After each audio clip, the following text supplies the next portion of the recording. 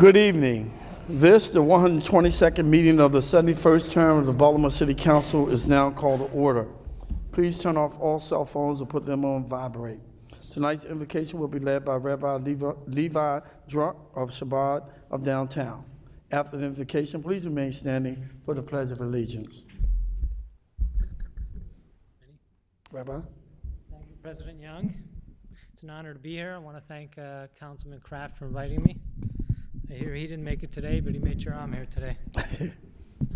I want to offer special thoughts and prayers for Councilman Ed Reisinger, who should have a speedy and full recovery. Almighty God, we acknowledge your sovereign power over all of creation and our beloved city. Bestow your grace upon the honorable members of this chamber. Guide them and grant them wisdom to enact laws with honesty and integrity, ensuring a more peaceful and moral society, the performance of which is one of the 7 universal laws given by you to all mankind. Bless the citizens of this great city, that we be able to dispel darkness by creating more light, evil by adding more good, hate by showing more kindness, and bigotry by displaying more love. May we soon merit the day when there will be neither famine nor war, envy nor competition, for good will flow in abundance, and all delights will be freely available like dust. When the world will be filled with the knowledge of God, as the waters cover the ocean bed, and let us say, Amen. I pledge of allegiance to the flag of the United States of America and to the republic for which it stands, one nation, under God, indivisible, with liberty and justice for all. Thank you, Rabbi. Thank you so much.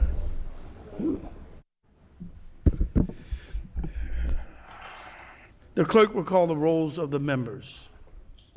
President Young, Scott, Curran, Henry, Middleton, Mosby, Holton, Costello, Branch, Clark, and Spector. Mr. President, we have a quorum.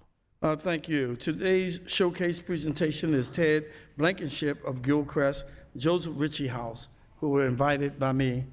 Thank you and welcome.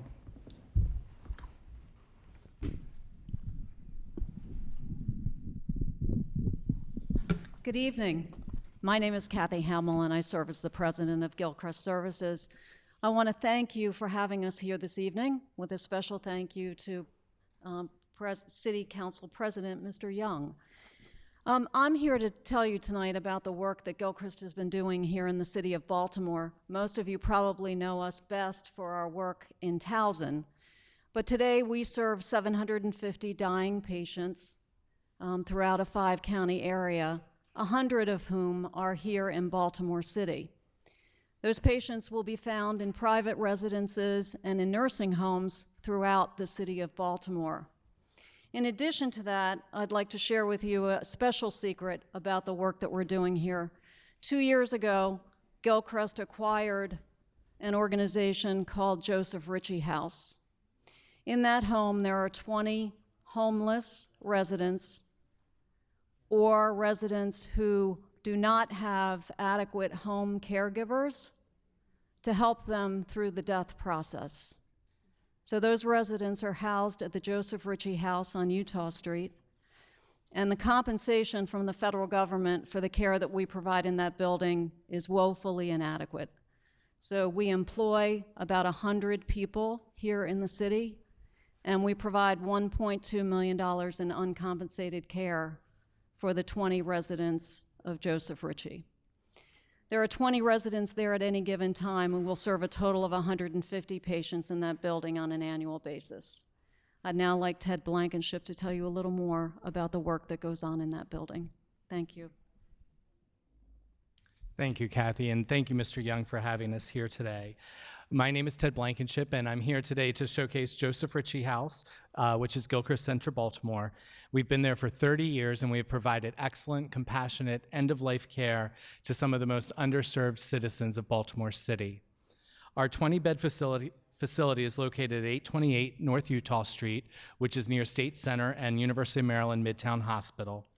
And annually, we care for 150 patients who are terminally ill and unable to remain in their own home or who have no able caregiver to assist them as their disease progresses. Hospice services include nursing and personal care, emotional and spiritual assistance from our social worker and chaplain, volunteer support for our patients, and grief services for the loved ones they leave behind. Joseph Ritchie House is the only hospice facility located in Baltimore City, and our beds are almost always full, and there's almost always a waiting list for our services. And one of our most important principles that has guided our operation since we opened our doors is to provide our services to everyone, regardless of their ability to pay. And annually, we provide over $1.2 million in uncompensated care costs. We do need the support of the community, and we ask that you get involved with our work. We're always recruiting volunteers to support our patients, and your financial support helps us to continue to provide care to our patients. And if you'd like to get involved, you could visit our website at gilchristservices.org or contact me to arrange for a visit to the facility. In closing, I'd just like to share a brief story of Mark, who is one of the patients that we served this past year in our facility. Last November, he was diagnosed with lung cancer. And like many Joseph Ritchie patients, Mark had experienced homelessness several times throughout his life. He did not have regular access to medical care, and his lung cancer diagnosis came after repeated visits to the emergency room.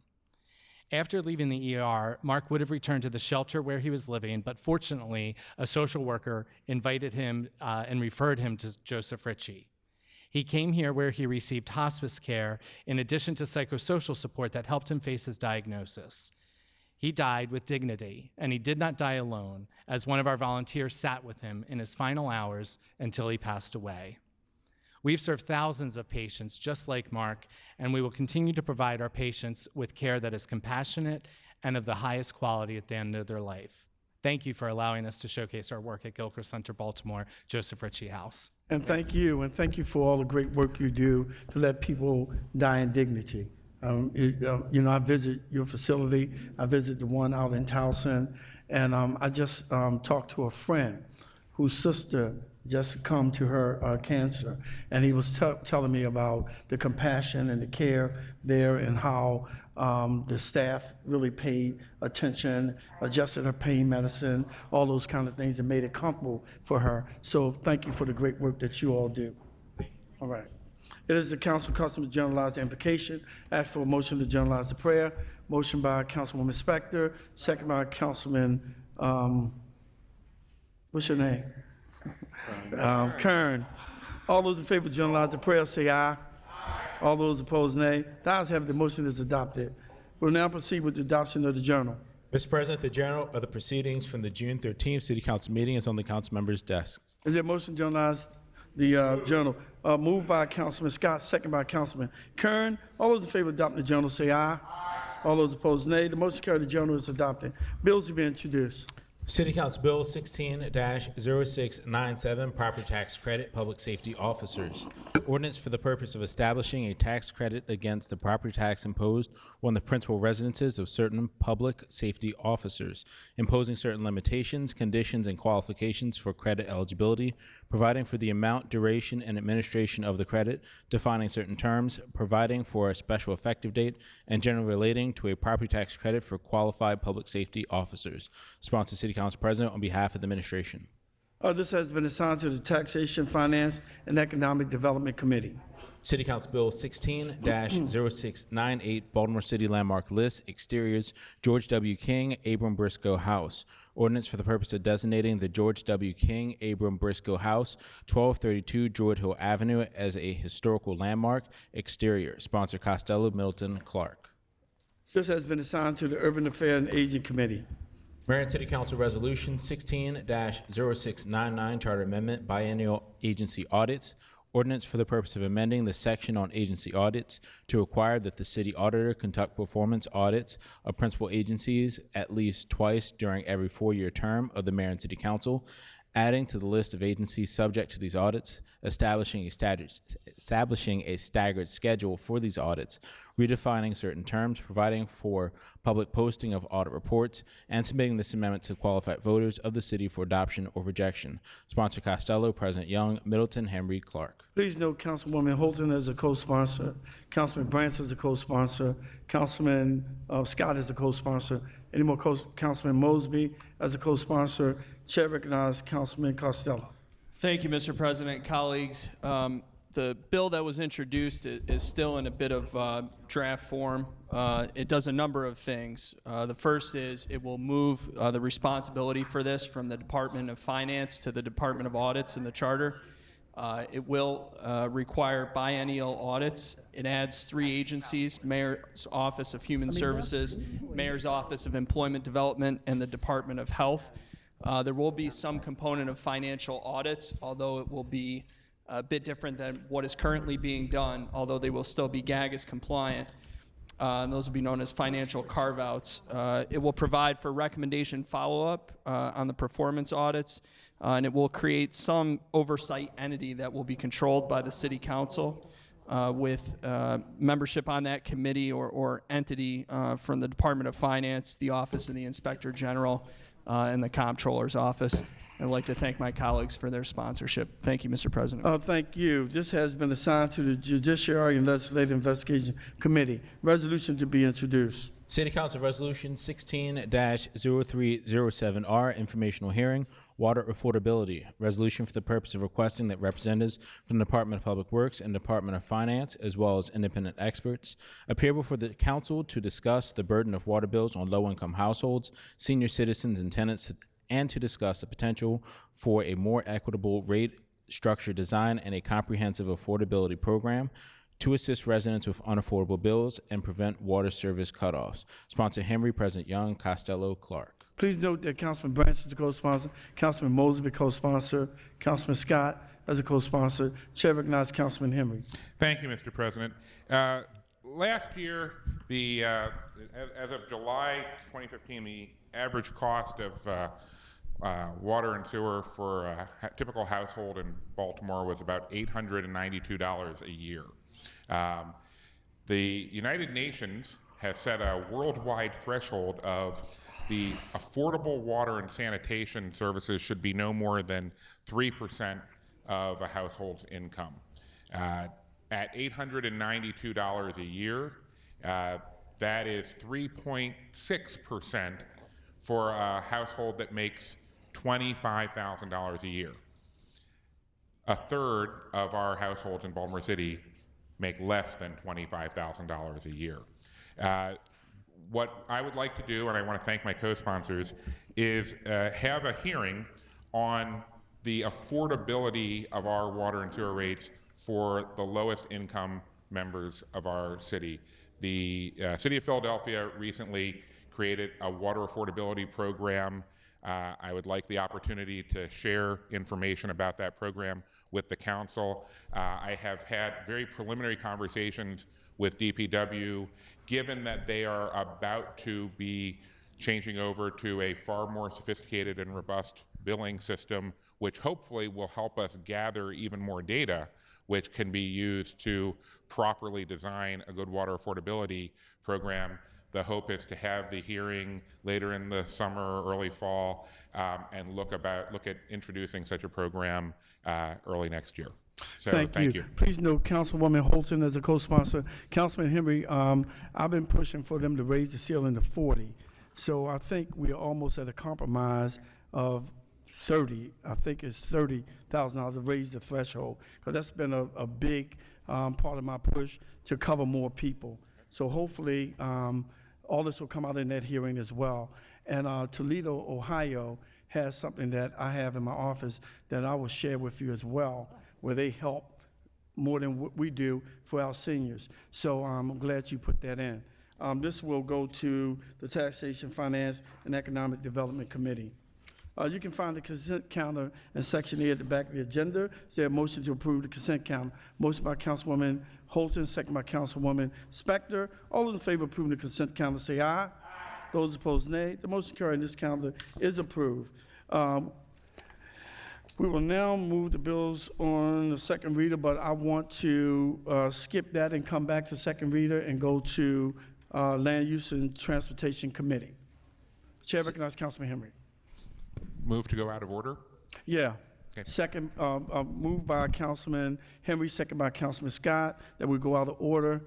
We need a quorum of 12 to double read the budget and appropriation bill, and we also need 12 votes for the conduit, because if we don't get 12 votes, that money has to go back to BG&E, and we definitely don't want to do that.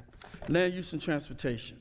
City Council Bill 16-0629, zoning, conditional use, convalescent, nursing, and rest home 300 through 306 West Fayette Street for the purpose of permitting, subject to certain conditions, the establishment, maintenance, and operation of a convalescent, nursing, and rest home on the property known as 300 through 306 West Fayette Street, as outlined in red in the accompanying plat.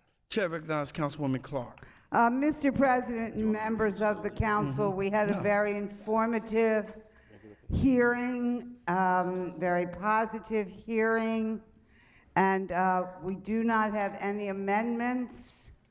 Therefore, I would like to move approval of of a motion to approve on second reader City Council Bill 16-629. Sponsor is Councilman Costello. Second by Councilman Costello. What have I All those in done? favor of approving this bill, say aye. Oh, Is there a problem? well, where is it? Is there a problem? Yeah, I'm supposed to have well, that's not it, but where are they? I know how to say. It's finding the Excuse facts. me. Is it finding the facts on There this is a bill? finding of facts on your, oh, there they are. Okay, thank you. On the desk, I'd like to move the findings of fact. Second by Councilman Costello. All those in favor of adopting the finding of facts, say aye. Aye. Those opposed, nay. The motion carried. Chair recognizes Councilwoman Clark. We've already approved the bill. I think that we can go on to the next one. No, you're moving the bill. You have to move the bill. You have to move it again. So, Councilwoman Move Clark. City Council Bill. Councilwoman Clark Move moves City Council the bill Bill favorable. 16-629. You're moving it favorable. Yes, sir. Okay, second by Councilman Costello. All those in favor of approving this bill, say aye. Aye. Those opposed, nay. The motion is approved. This bill moves to third reader. City Council Bill 16-0644, zoning, conditional use conversion of a single dwelling unit to 2 dwelling units in the R8 zoning district, variances 305 East Lafayette Avenue. For the purpose of permitting, subject to certain conditions, the conversion of a single dwelling unit to 2 dwelling units in the R8 zoning district on the property known as 305 East Lafayette Avenue, as outlined in red in the accompanying plat, and granting variances from certain lot area size and floor area ratio requirements. Chair recognizes Councilwoman Clark. Move the findings of fact which are on your desk. Second by Councilman Henry. All those in favor of approving the finding of facts, say aye. Aye. Those opposed, nay. The motion carried. This bill has the finding of facts adopted. Chair recognizes The Councilwoman Clark. amendments, please step back. The amendments on this bill are on your desk. I would like to move the amendments as approved by the committee. Second by Councilman Henry. All those in favor of approving the amendment, say aye. Aye. Those opposed, nay. The motion approved. The bill is amended. Chair recognizes Councilwoman Clark. Bill as amended is before us. Move the bill as amended. Second by Councilman Henry. All those in favor of approving this bill, say aye. Aye. Those opposed, nay. The motion to approve this bill moves to third reader. Thank you.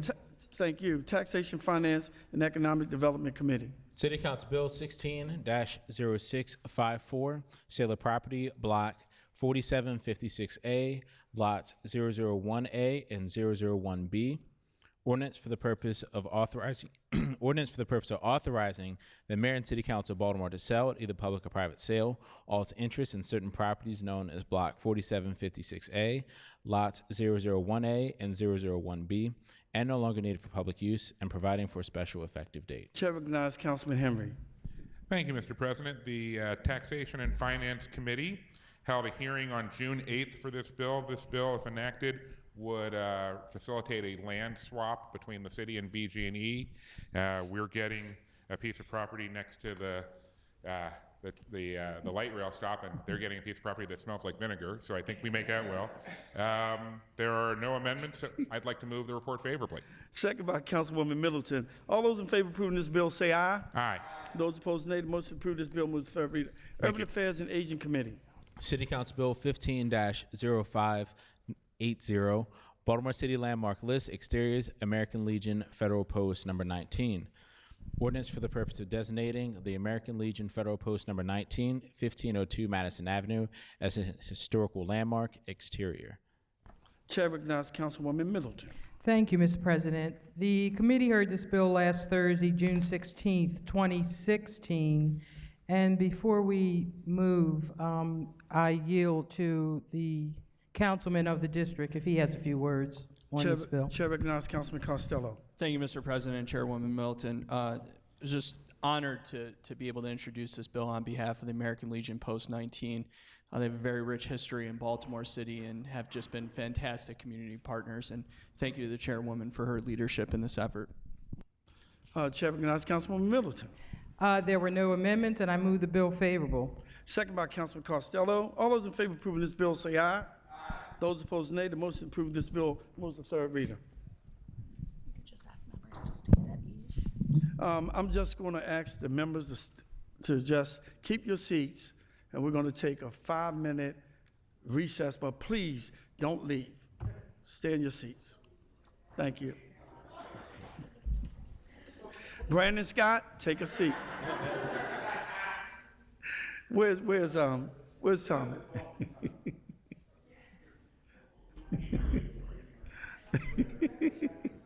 Leave him alone, Tommy. Bobby, Karen.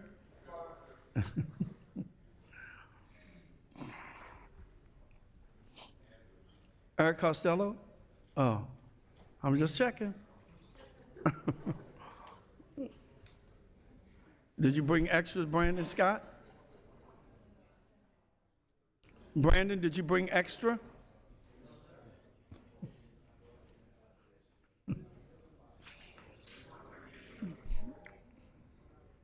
It's a shame we have to do this. Crime.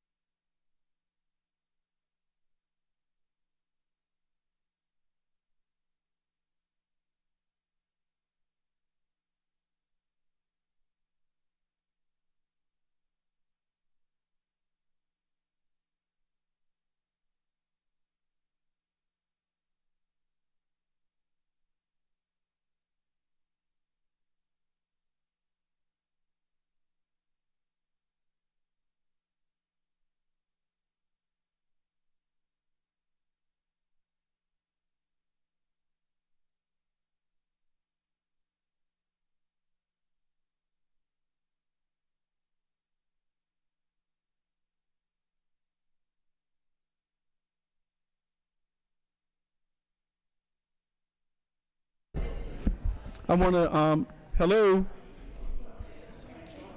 Hello? I want to thank the council for waiting. We should be expecting Councilman Welch in the next minute.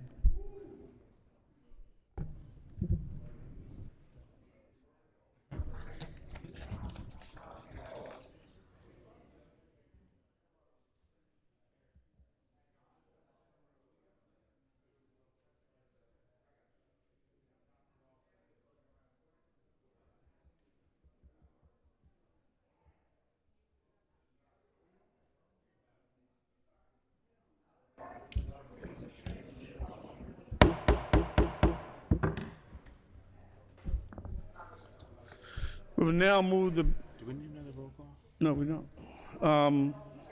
City council meeting is back in order. City council meeting is back in order. We will now move to bills on second reader, Budget and Appropriation Committee.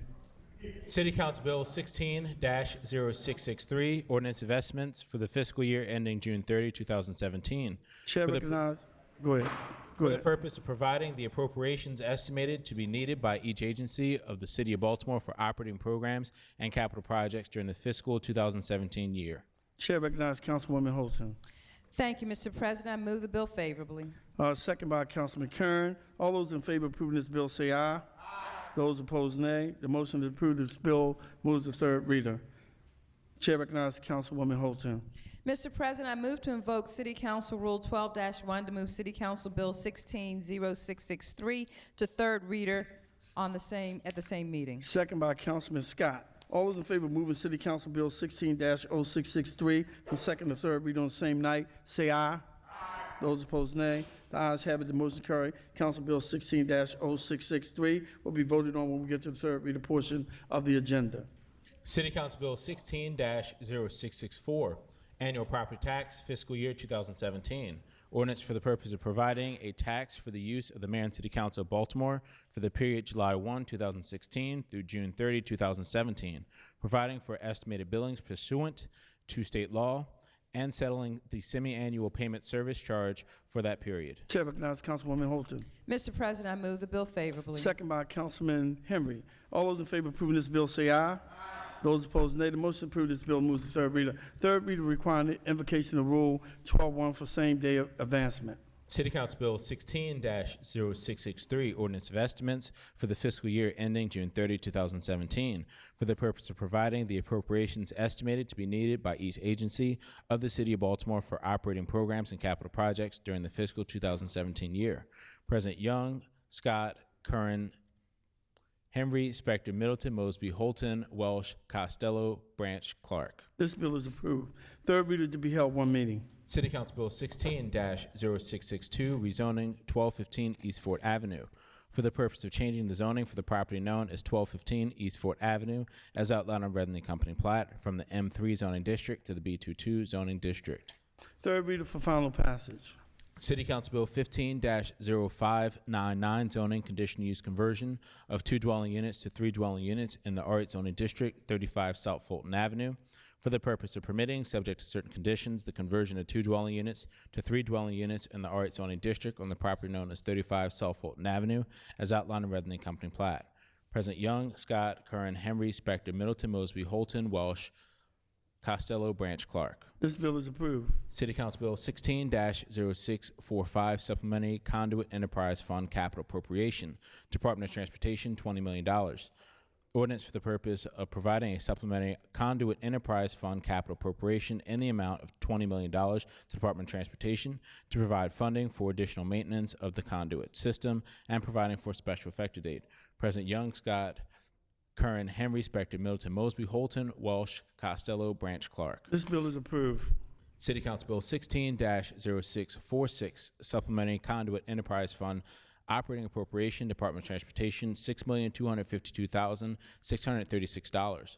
Ordinance for the purpose of providing a supplementary conduit enterprise fund operating appropriation in the amount of $6,252,636 to the Department of Transportation Service 548 to provide funding for additional maintenance of the conduit system and providing for a special effective date. President Young, Scott, Curran, Henry, Spector, Middleton, Mosby, Holton, Walsh, Costello, Branch, Clark. This bill is approved. Committee announcements.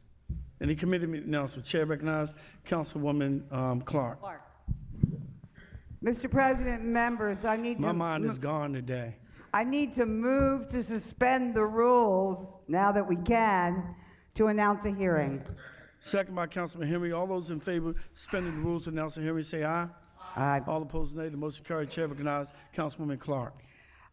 Judiciary and Legislative Investigation Committee, City Council Bill 16-699 will be heard on Tuesday, June 28th, 10 in the morning, here in these chambers. It is a charter amendment for biennial agency audits. And from the Land Use and Transportation Committee, City Council Bill 16-656, Wednesday, July 20th, at 1 o'clock in the afternoon. Conditional use conversion of 2 dwelling units to 3 dwelling units in the R8 zoning district, 844 North Carey Street. Introduced by Councilman Welch. Thank you. Any more committee announcements? Chair recognizes Councilwoman Middleton. You go first for once. Thank you, Mr. President. I move to suspend rules 10-2 and 10-3 in order to announce a hearing. Second by Councilman Scott. All those in favor of suspending the rules, announce the hearing, say aye. All opposed, nay. The motion carried. Chair recognizes Councilwoman Middleton. The Urban Affairs and Aging Committee will hear City Council Bill 16-0694 on July 14th, 2016 at 3:15 p.m. here in council chambers, and it's the South Baltimore Gateway Community Impact District establishment. Chair recognizes Councilman Curran. Thank you, Mr. President. The Labor Committee had a laborious hearing the other day, and I want to thank Paul Nibber and Larry Green and all the folks from Council Services who endured. Council President, you were there for greater part of the $15 minimum wage hearing. Council Vice President, Councilman Costello stayed, and others have stayed quite a bit of a long time. It was we had over 90 people testify, and we got through it in about a little less than 5 hours. I thought we did a good job getting them in and out. With that being said, the Labor Committee will have work sessions on City Council Bill 16-0655 on Tuesday, July 19, 2016 at 1 o'clock. And that's for the purpose for setting Baltimore City minimum wage for the years 2016 through 2021. And additionally, the Labor Committee will have a work session on Bill 16-0655 on Thursday, July 21st, because I don't think we'll quite get it all done the first work session, and we may even need after that too. And I know that there are a lot of amendments that we're going to have to consider. Council President, you have many members, but we're going to have the work session, and we're going to see how we can hammer it. So that's July 19th and July 21st, 1 o'clock in Duburn's chambers. Any more committee announcements? Okay, regular announcements. First, I'd like to wish Councilwoman Mary Pat Clark a happy birthday. Her birthday is June the 22nd. Okay. All right.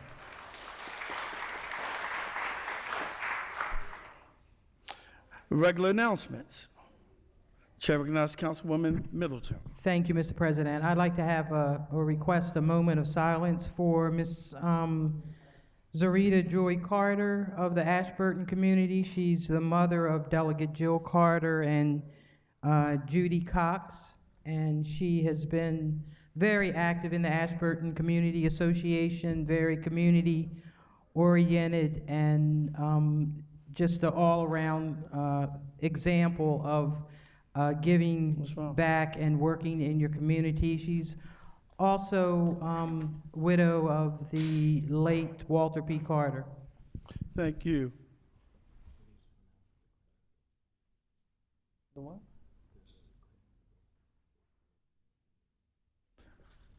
The clearing of the bill status is printed in the agenda, so council people can know that. All righty. Councilman Scott, you want to reiterate what you did last week about the people who have been murdered? You know, we had a 13-year-old, and you don't want to do it? Okay, well. Thank you, Mr. President.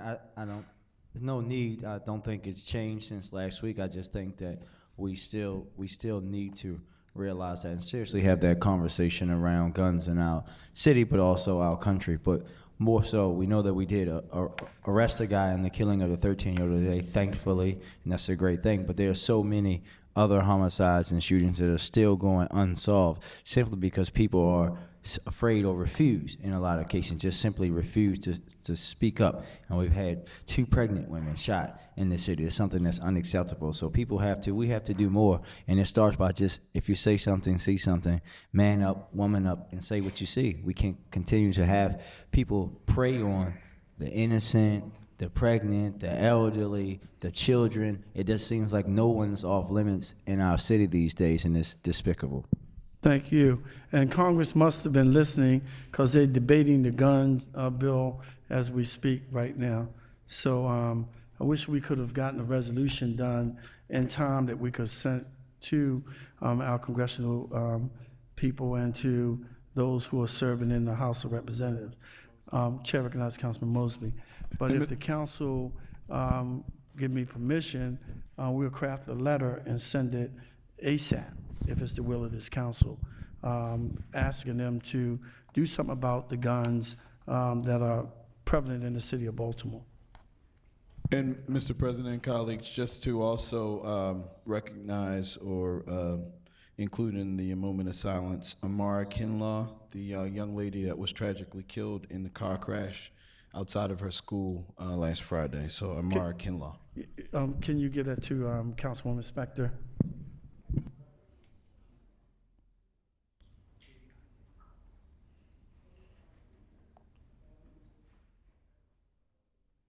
So we will be preparing a letter to send to our federal delegation. Thank you. Chair recognizes Councilwoman Spector. Oh, I'm sorry. Chair recognizes Councilman Costello. I'm sorry, I didn't see you. A moment of silence for Helen Costello. She passed away at the age your of grandma. 91. She had 6 children, 14 grandchildren, of which I was one. And 6 great-grandchildren, and despite her repeated predictions to the contrary, she was the last one alive in her generation in our family, and Wow. I'm grateful for that.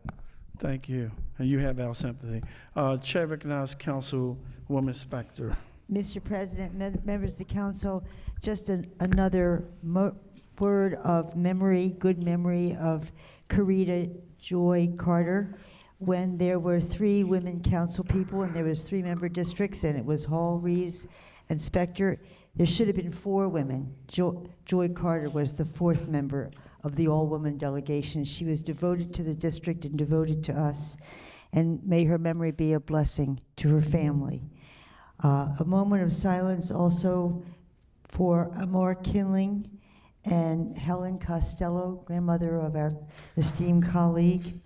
I stand because we are in prayer now for our Vice President, who is recovering now, and we wish him a speedy recovery, and we can't wait to see him back here as quickly as possible in good health. The next meeting of the City Council will be held on Thursday, July 23rd at 5:30. July 23rd, Thursday at 5:30. Thank you. June Oh, I'm 23rd. sorry. I read it right. She wrote it wrong. Uh-oh. Karen never makes a mistake, so I just went along with it. But I don't blame her for wanting to get rid of June. I don't blame you. June 23rd at 5:30. Thank you.